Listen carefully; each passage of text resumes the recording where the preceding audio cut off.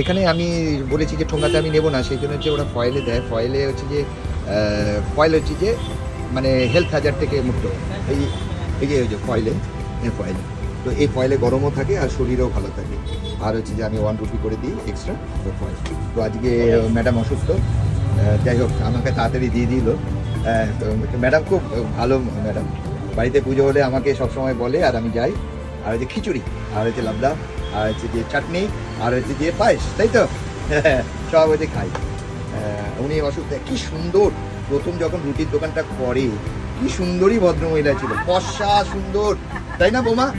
মা সুন্দরী ছিল তো তাহলে, আর মা সুন্দরী ছিল। আর আছে আমি বারবার বলেছি যে এত সুন্দর ফেয়ার অ্যান্ড লাভলি লাগাতে।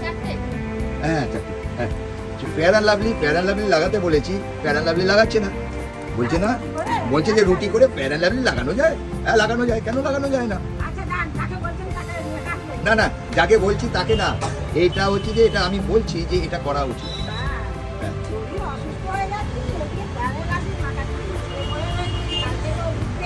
হ্যাঁ আমি জানি যে আপনি অসুস্থ, কারণ সবাই ফেরত চলে যাচ্ছিল, সবাই চলে যাচ্ছিল ফেরত। কারণ লোক এখানে বন্ধ থাকলে বিভিন্ন দোকানে ঘোরে না, কোন রুটির দোকানটা খোলা আছে সেখানে গিয়ে ভিড় জমায়। কারণ আপনার কাছেই তো মেনলি সবাই আসে।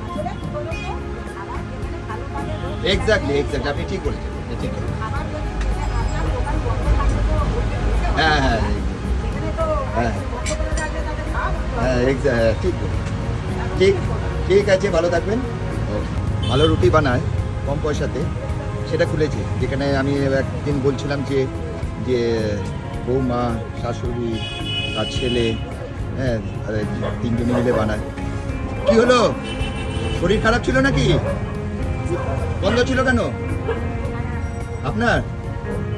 ও তো শরীর খারাপ ছিল, উনি অসুস্থ হয়ে পড়েন মাঝে মাঝে। আসলে এনার বাকিরা সব গ্যাসে বানায়, এনে উনুনে বানানো রুটি কি সুন্দরভাবে বানায় যে চিন্তা করা যায়, এত সুন্দর করে বানায়। আর সবসময় ভিড় থাকে এখানে। আর ইনি যখন রুটি বানায় পরিষ্কার পরিচ্ছন্ন করে সমস্ত কিছু করে আপনার তাওয়াকে ক্লিন করে, খুন্তিকে ক্লিন করে সমস্ত কিছু বানায়।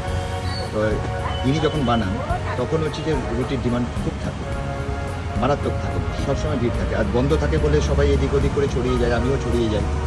বাট খুব ভালো বানায় উনি। ছেলে, আরে ছেলে কি হলো, এখন আসে না ম্যানেজার? ম্যানেজার এখন আসে না।